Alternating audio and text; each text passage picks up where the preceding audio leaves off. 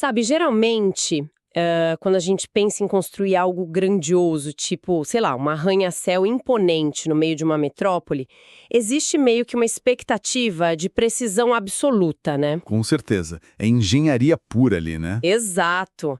A planta arquitetônica mostra exatamente onde cada viga de aço vai ficar, o terreno é todo preparado e o mestre de obras aponta para o papel e fala, com toda a confiança do mundo. É exatamente assim que vai ser. Uhum.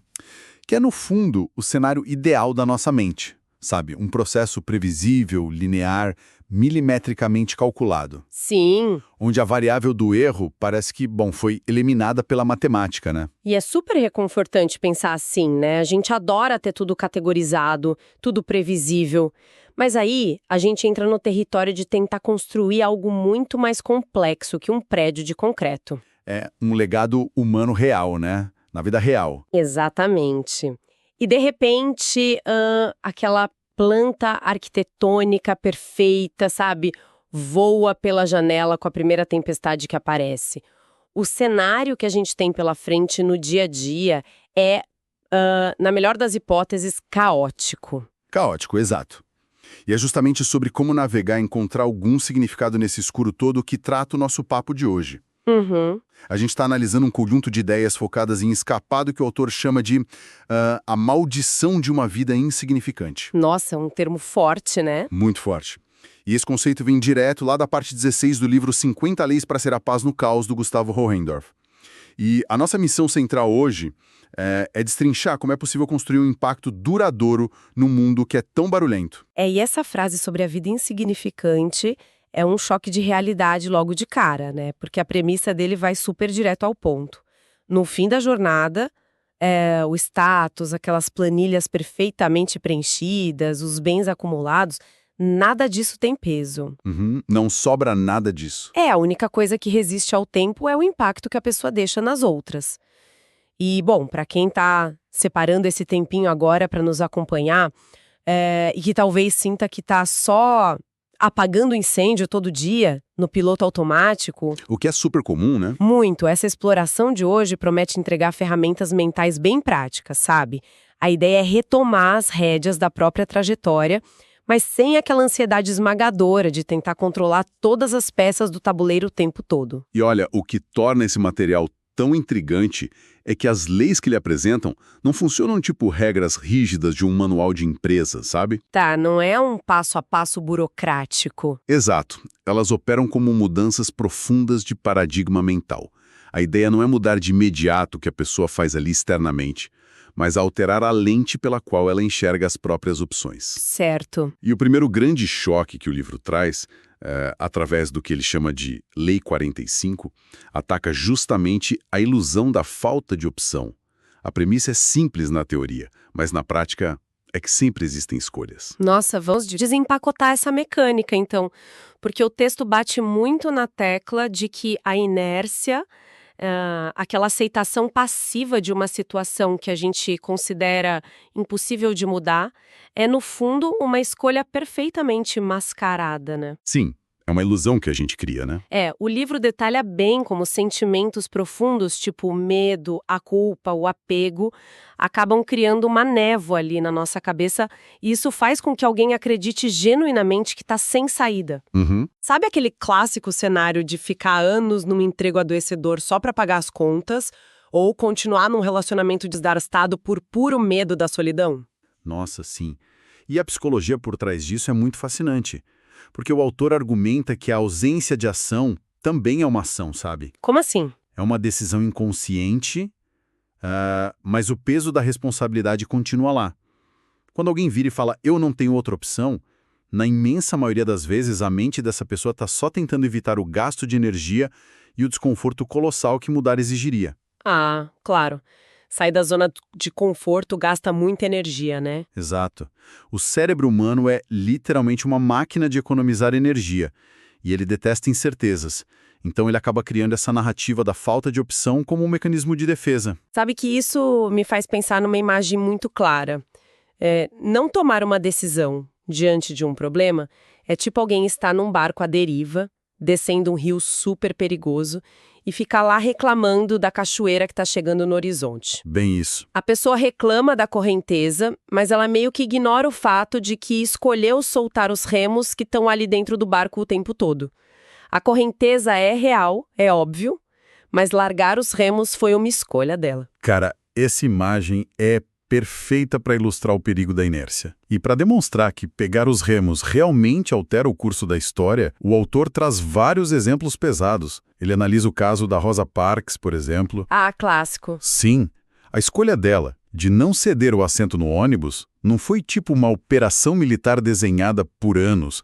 Foi uma decisão singular, ali numa fração de segundo, num dia exaustivo que quebrou totalmente a narrativa do não há o que fazer. É verdade. E essa ação supostamente pequena desafiou e serviu de catalisador para desmantelar um sistema inteiro de segregação. Caramba, e o texto expande isso para outras áreas também, né? Ele menciona o Steve Jobs, cuja principal força foi meio que escolher ativamente ignorar aquele caminho óbvio e aceito pela indústria na época. Exatamente. Ou até o Elon Musk, que o autor cita por focar naquela visão improvável da Tesla e da SpaceX, enquanto, absolutamente todos os especialistas em volta diziam que a falência era certa. Todo mundo dizia que era loucura. Né? A mecânica comum nesses exemplos todos é que a decisão não eliminou o medo ou o caos externo. A decisão só ignorou a ilusão de que havia um único roteiro possível. E, para trazer isso para o nosso cotidiano, o livro sugere um exercício mental muito interessante. A pergunta: se eu não tivesse medo? Essa pergunta é poderosa demais. Muito.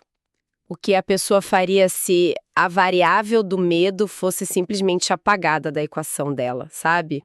O que esse exercício faz, no fundo, é criar um desvio ali no cérebro momentâneo.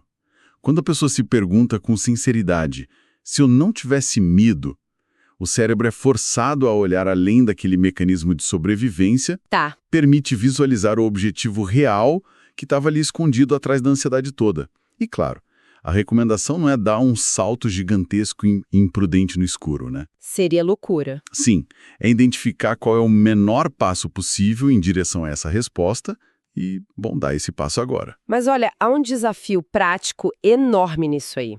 Porque como é possível treinar a percepção ali no dia a dia para conseguir identificar essas tais escolhas invisíveis? Na correria, a grande maioria das nossas decisões é tomada baseada só na conveniência ou naquela culpa sutil de não desagradar os outros, né? É verdade, a gente vai no automático. E o autor propõe que o antídoto para isso é a observação ativa dos pequenos desconfortos.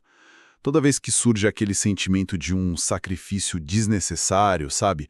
Ou a vontade de desistir antes mesmo de tentar, é sinal de que existe uma escolha invisível operando ali nos bastidores. Ah, entendi. E quebrar esse padrão exige sair do pensamento binário. Aquela mente que está presa diz ou eu fico nesse emprego abusivo ou vou morar na rua. Nossa, sim, o 8 ou 80, né? Exato. O treinamento é parar no meio desse pensamento e forçar o cérebro a listar as opções C, D, E, que a ansiedade escondeu. E é bem aqui que a narrativa do livro dá uma quinada maravilhosa, na minha opinião, porque logo depois de estabelecer muito firme que a gente precisa pegar os remos, né, rejeitar a inércia e assumir o controle total das escolhas, a página vira para a Lei 46. Que muda tudo. Muda. A lei diz essencialmente: você deve planejar, mas a governança maior foge do seu controle. Ele até traz a sabedoria de Provérbios 16:9, que afirma que o homem traça o caminho, mas algo maior dirige os passos. Então, tem um aparente conflito aí, né? Tem, com certeza. Se a gente acabou de falar sobre a urgência do controle pessoal, como é que essa rendição ou imprevisível entra na mesma equação? Pois é, essa tensão entre agir e soltar é justamente o núcleo da maturidade que ele tenta passar. Não é uma rendição passiva onde a pessoa cruza os braços e desiste, sabe? É uma rendição inteligente. Tá, rendição inteligente. O diagnóstico dele é que a nossa sociedade hoje adoece pela obsessão pelo controle. A gente quer a planilha inviolável, né? O planejamento nessa visão é só intenção direcional. O apego cego a esse plano quando a realidade muda, É isso que gera o sofrimento e trava a pessoa. Essa da forma mais detalhada possível antes de sair de casa, né? Exato. A pessoa bota o destino, escolhe a rota mais rápida, mas o caminho real pertence ao mundo lá fora, cara. Se tiver um acidente bloqueando a via principal, que era impossível de prever, não adianta nada ficar gritando com o painel do carro. Não mesmo, não vai mudar nada. Tem que deixar o sistema recalcular a rota pelas ruas secundárias. Perfeito. O recálculo de rota é vital, e os recortes históricos do texto mostram muito bem isso. Veja o caso do Hernán Cortés. Aquele que queimou os navios? Esse mesmo. A história de queimar ou afundar os próprios navios ao chegar no Novo Mundo não foi só um ato de coragem. Foi uma estratégia para eliminar a opção de recuo. Ele tinha um plano macro lá, mas as táticas precisaram ser reinventadas diariamente, sabe, diante de um ambiente totalmente hostil, imprevisível. Caramba. E ele dá outro exemplo, o ator Denzel Washington. O livro relata que o plano original dele, todo estruturado, era ser jornalista, mas a vida e as convicções internas que ele atribui à fé forçaram um desvio total de rota para as artes cênicas. E ainda tem a jornada de José do Egito também, né? Que ele disseca com esse mesmo propósito. Um exemplo fortíssimo. A história de alguém que é vendido como escravo pela própria família e depois jogado na prisão injustamente. Poxa, isso soa como o colapso absoluto de qualquer plano de vida, né? Uma tragédia. Uma tragédia total. Mas a lente que o autor propõe é que o que pareciam erros absurdos ou desvios cruéis eram, na real, engrenagens necessárias de uma máquina muito maior, né, que colocaria ele na posição exata para salvar milhões da fome anos depois. É aceitar que a nossa visão de curto prazo não entende o quadro inteiro. É bem isso. E olha, para evitar que essa filosofia soe mística demais, ele faz questão de ancorar isso no pragmatismo. Ele defende usar mesmo ferramentas pesadas de produtividade e gestão. Tipo o quê?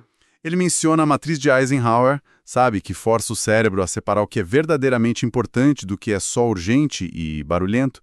Ele cita a técnica Pomodoro para blindar o foco cognitivo e a regra de Pareto, aquela famosa proporção 80-20. Tá, mas me tira uma dúvida. Como essas ferramentas de gestão super rígidas conversam com essa ideia de deixar o universo agir?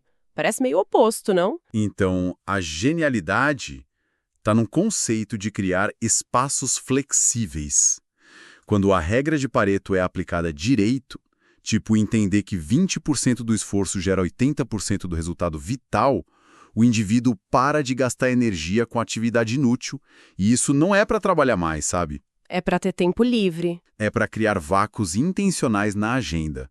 É nesse espaço que fica livre de microgerenciamento que o imprevisível ou a sincronicidade ou a agenda divina pode atuar. E para garantir que a pessoa está no caminho certo, mesmo no meio do caos, o autor apresenta o que ele chama de teste da paz interior. Nossa, esse conceito do teste prático é bem interessante. Como que é a aplicação dessa ferramenta quando a pessoa se vê diante de uma encruzilhada complexa? A mecânica do teste exige silenciar o ambiente primeiro. Diante de duas ou mais opções, o exercício pede que a pessoa feche os olhos e mentalize com o máximo de detalhes mesmo a vida materializada a partir da opção A. Certo. Aí ela observa a resposta fisiológica e emocional do corpo. Depois repete tudo para a opção B. A bússola, segundo ele, não é ver qual opção traz mais dinheiro ou prestígio, mas qual cenário inunda o peito de paz genuína, mesmo que seja o caminho mais difícil. Se o pensamento gera uma angústia crônica, é sinal vermelho. A rota está colidindo com os valores profundos dela. O que acaba colocando a gente diante de um novo obstáculo gigantesco, né? Sim. Porque quando alguém passa a aplicar isso, tipo, toma as próprias decisões de forma autônoma, recalcula as rotas sem se apegar ao plano inicial e segue a própria paz, bom, o comportamento foge totalmente do padrão da manada. Foge muito. E quando a pessoa age diferente, a sociedade imediatamente reage, né? A gente entra no terreno do julgamento alheio, que é o núcleo do que ele explora como a Lei 47. Essa lei, a premissa central dela é libertadora, mas é difícil de engolir para o nosso ego. A frase é: não sou nem melhor nem pior que ninguém nesse planeta. Difícil mesmo. O texto aprofunda muito nessa nossa dependência da validação externa. Quando a pessoa decide traçar o próprio caminho e para de tentar controlar tudo, o mundo em volta julga, critica e às vezes idolatra também. E as duas pontas são super perigosas. Eu achei bem cirúrgica a forma como o livro define isso. O elogio é descrito como um veneno disfarçado de doçura, né? Capaz de paralisar pelo excesso de conforto. Já a crítica, segundo ele, só tem o poder de destruir quem ainda está acorrentado ao próprio ego. Exato. O ego é o ponto fraco. Régua de comparação válida é olhar para a nossa versão do dia anterior. E os estudos de caso que ele usa para ilustrar essa inabalabilidade são intensos, né? Tem o Marcus Aurelius, o imperador romano estoico. O texto relata que ele tinha poder absoluto e era tratado tipo uma divindade, mas se esforçava para rir internamente dessas adulações, mantendo a serenidade, sabe? Tanto diante da bajulação quanto dos ataques. Essa prática de desapego da própria imagem é essencial. Ele também traz a Frida Kahlo para mostrar como isso se aplica à rejeição daquela expectativa estética e social. Quando ela era rotulada como estranha ou inadequada, a postura dela não era ficar se justificando. Era uma constatação interna, tipo, eu sou minha própria musa. Essa autonomia protegia a criatividade dela. E ele faz um paralelo com o Bruce Dickinson, do Iron Maiden. Ah, sensacional. Pois é, a caixa que o mundo construiu para ele era de vocalista de heavy metal. Qualquer passo fora disso atraía muita crítica, né? E a resposta dele foi simplesmente ignorar o ruído e virar historiador, piloto de Boeing e esgrimista. A lista ainda culmina na figura de Jesus Cristo para ilustrar a volatilidade extrema da opinião pública. A multidão que estende os ramos e aclama a chegada dele numa semana é a mesma estrutura social que exige a crucificação dias depois. Bem isso. E a lição aí não é religiosa, né? É sociológica. A multidão é inconstante. Basear a própria missão nos aplausos ou nas vaias do momento é construir um castelo na areia. Com certeza. E para materializar como a gente se defende disso, o livro resgata a lenda do Rei e o Anel Mágico. Fala de um governante instável que ficava eufórico quando vencia e afundava em depressão com qualquer crítica. Aí um sábio entrega um anel para ele com uma instrução para além todos os picos emocionais. A inscrição era só: isso também passa. Essa mecânica do isso também passa é o que o autor chama de neutralidade emocional. Quando o elogio chega, a mente entende que a euforia é temporária e não deixa o ego inflar. Quando o ataque vem, a mente sabe que a dor vai passar, impedindo o desespero, sabe? E o conselho prático dele para lidar com opiniões não solicitadas é absorver, responder mentalmente só com um ok, seguido de um sorriso interno, e continuar o trabalho. Mas olha, aqui eu sinto que eu preciso levantar uma bandeira vermelha em nome de quem está ouvindo a gente. Adotar essa política de neutralidade emocional extrema, de responder o ok para tudo, isso não corre o risco de transformar a pessoa em alguém apático? É uma boa pergunta. Sabe, insensível às pessoas que realmente importam? Se um parceiro de vida ou um mentor te faz uma crítica dura, apenas sorrir, não sou arrogante ou desconectado? Olha, esse é um limite tênue, mas é fundamental esclarecer. O que a lei defende é o oposto da apatia, sabe? É a proteção contra a submissão emocional. Prestar atenção no feedback de quem a gente ama e respeita é a base do crescimento. Tá, entendi. A diferença está em onde a pessoa ancora o próprio valor. Se a sua estabilidade desmorona totalmente por causa de uma crítica do parceiro, você é refém emocional. A neutralidade aí significa ouvir profundamente, avaliar com franqueza se a crítica procede para melhorar, mas sem permitir que o seu senso de valor como ser humano seja destruído. Faz todo sentido. É bem como a gente deveria lidar com a previsão do tempo. A chuva molha. É um fato, né?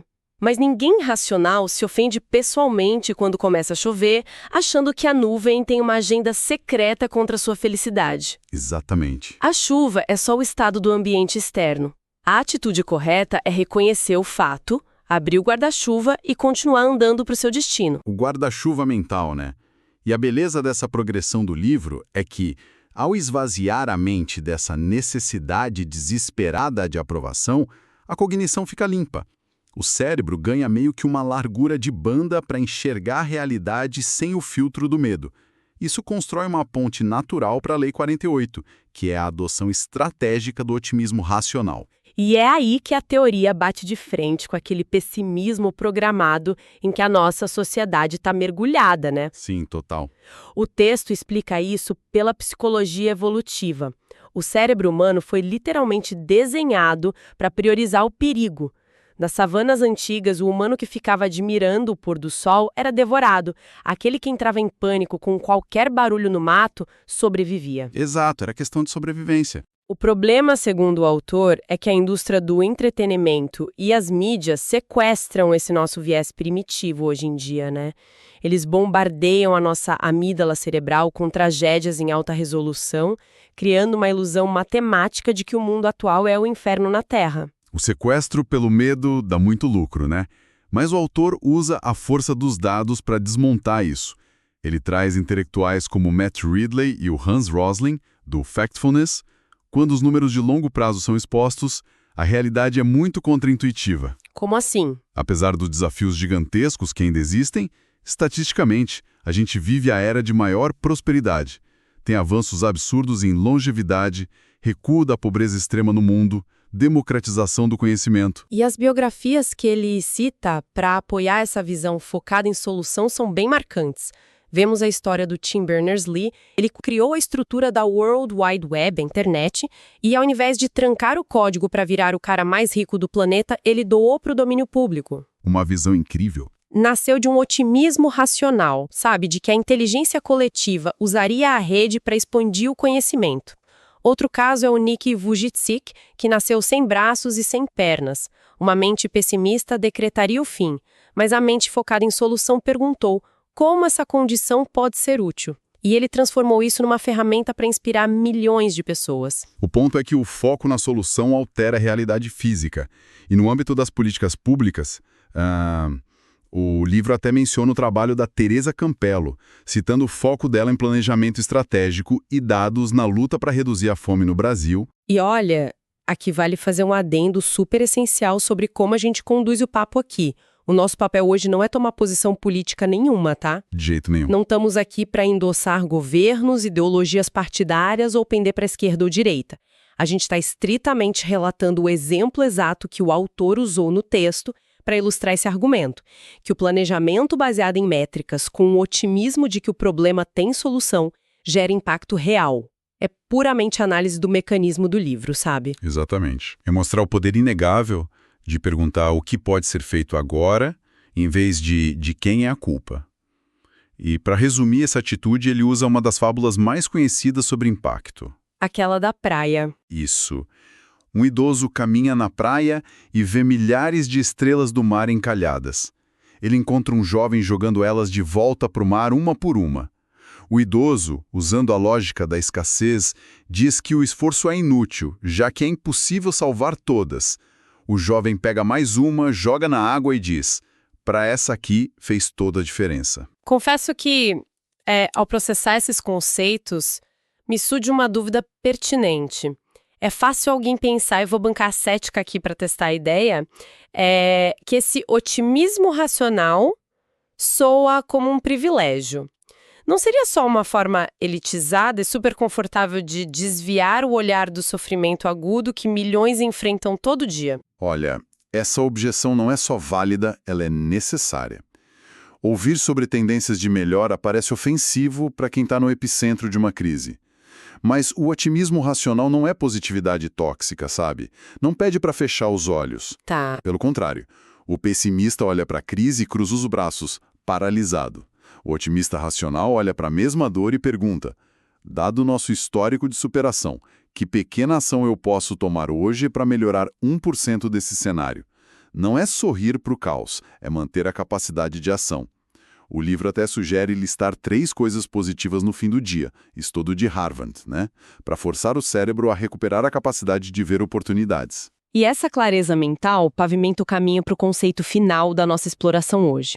Porque mesmo sendo um otimista inabalável, existe um limite para a força individual, né? Se a meta é aquele legado do começo, a competição destrutiva tem que acabar.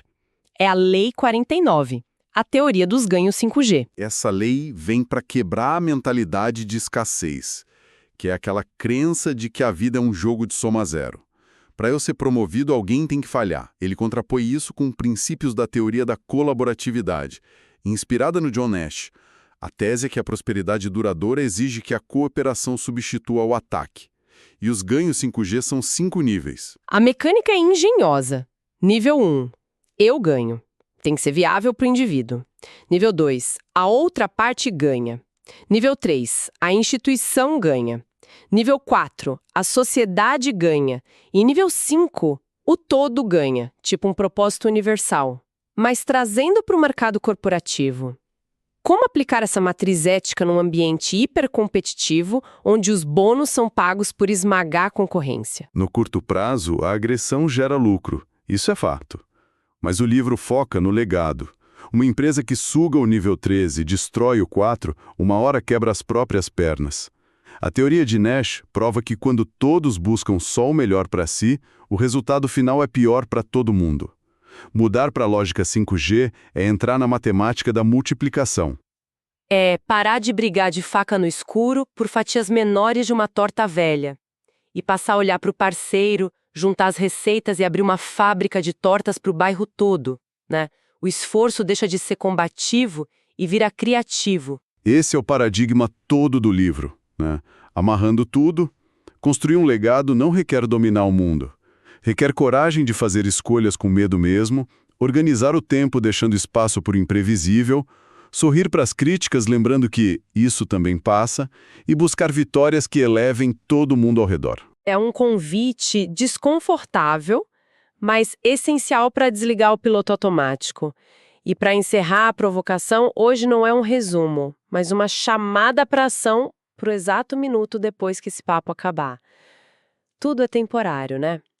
O fato de alguém estar com a gente até agora também vai passar e o mundo real vai invadir. A pergunta é, qual a escolha invisível que quem está com o fone agora vai fazer nos próximos 5 minutos? Vai ser inércia ou o primeiro milímetro do legado focado no que é possível fazer agora? A planta perfeita não existe, os ventos mudam, mas os remos estão ali no barco. O resto é com quem decide remar.